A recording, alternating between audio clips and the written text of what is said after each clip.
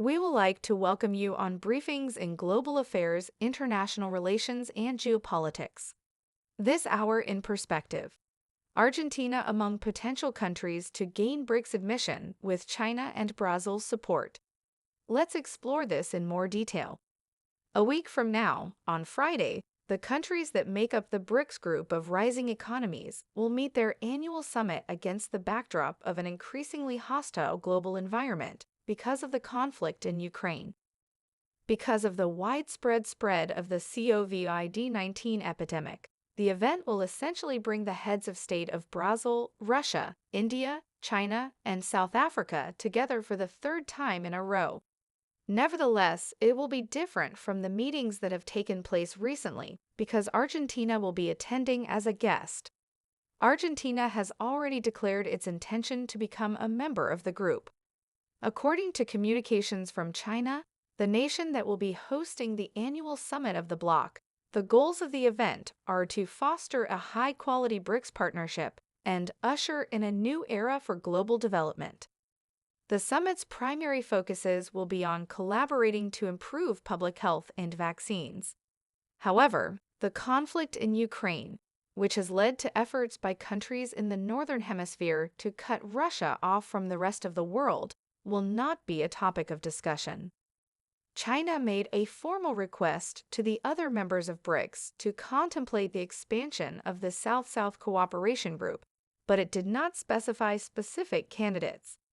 According to a communiqué issued by the entire group, the plan was approved, and the countries were requested to evaluate the appropriate procedures before moving forward. In the communiqué, the countries did not establish any timelines for new members. In a letter that he sent to the BRICS Foreign Ministers Conference in May, Argentina's President Alberto Fernández addressed the meeting. In the letter, he praised the organization for being a cooperative alternative to a world order that has been working for the benefit of a few. In addition to this, he emphasized the fact that the bloc's interests and Argentina's interests are compatible. If Argentina were to join the group of founding members of the bloc, it would be the second nation to do so since South Africa became a member of the group in 2010 after the summit held in Brasilia that year. Other nations, such as Indonesia, have also been identified as possible new members that would further increase the club of growing powers from the global south. If these nations were to join, the group would become much larger. George Hain, a researcher at Boston University, wrote an opinion piece for China's Global Times, in which he stated that Argentina does not view its future in Old Europe or the North Atlantic, but rather in the New South, which is embodied in the BRICS and whose core is in the Asia-Pacific region. Argentina and prospective BRICS expansion. This is not the first time Argentina has shown interest. Since 2015, the government of Argentina has made it clear that it is eager to become a member of the BRICS group, first under the administration of former President Cristina Fernández de Kirchner and subsequently under the administration of her successor Mauricio Macri. The experts are in agreement that the current scenario is not the same, despite the fact that nothing more than pronouncements have been made. Esteban Actis, a scholar at the University of Rosario, suggested that Russia's invasion of Ukraine is likely to lead to a fragmentation of global governance, with less weight being given to forums such as the G20. Actis' statement was based on the assumption that Russia will continue its occupation of Ukrainian territory. In light of this, it would appear that China is eager to expand BRICS in order to make the bloc more powerful and to add new nations in order to encourage their growth. I have never been optimistic about Argentina becoming a member, but recent developments in the global political landscape might make it a reality. The topic of whether or not Argentina is considered an emerging economy has been rendered moot because the country is already developing rapidly. In the midst of ongoing economic challenges and persistent capital controls, the research firm MSCI classed Argentina as a standalone economy in its index in the month of November of the previous year. He continued by saying, I have always been quite skeptical about the possibility of Argentina joining, but the changes in the international scenario may make it possible for that to happen and for there to be an enlargement. Added to that is the support of Brazil and the Bolsonaro government, which was previously reluctant to expand the bloc, the author writes.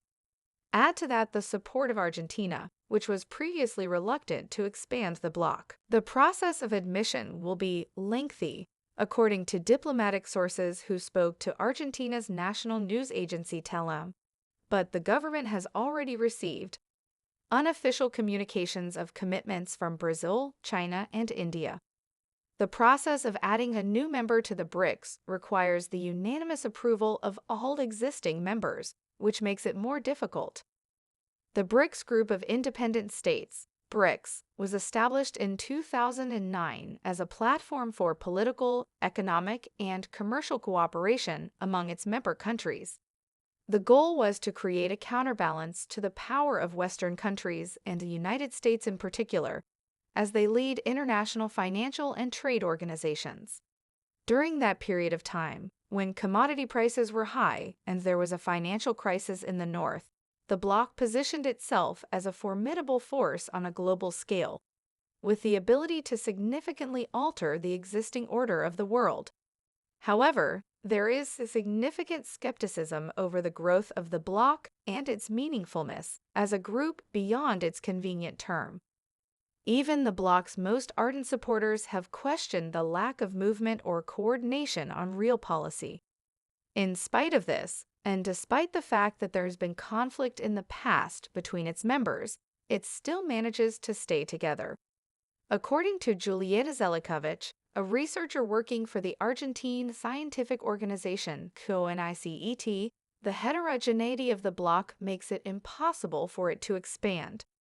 According to what she said, South Africa, India, and Russia have few clear motivations to enlarge the bloc. And while China and Brazil may be in favor of Argentina joining because of their interests with the country, this would not necessarily be the case for South Africa, Brazil, or Russia. If Argentina were to become a member of the New Development Bank, also known as the BRICS Bank, this would likely be the easiest option available to the country. It is possible to join without already belonging to any of the BRICS countries. The most recent additions to the bank's membership roster are Uruguay, the United Arab Emirates, and Bangladesh. According to what Zelikovic said, the NDB would be an interesting space for Argentina, and it coincides with the idea that the government has of participating in alternative financial organizations. Argentina is in the middle of an economic and governmental debt crisis, with low exchange reserves in its central bank and limited access to sources of financing. Argentines also have limited options for obtaining sources of finance. Because of this, the expansion of the country's solar and wind energy parks, as well as other projects, which are vital for the country's energy transition, has been slowed down. Following a meeting in April with his Argentine colleague Martin Guzman, Brazil's Minister of the Economy, Paulo Guedes, stated that he will advocate Argentina as a candidate to join the NDB. Martin Guzman is a member of the NDB. Guedes believes that Argentina's entry into the bloc would pave the way for more economic integration between the two countries, particularly in the fields of energy and agriculture. Nearly 80 projects throughout the NDB's member nations have been given the organization's approval since the NDB's inception in 2014. A total of $30 billion in funding has been allocated for these projects. The bank will consider funding projects in a variety of domains, including but not limited to transportation, water and sanitation, clean energy, digital infrastructure, social infrastructure, and urban development. According to Federico Vaccarezza, a professor of international economic relations at Universidad Austral in Buenos Aires, Argentina would have access to a new financing channel should it become a member of the NDB, particularly in the area of energy infrastructure. The National Development Bank represents an opportunity for the country, which is currently dealing with a shortage of dollars.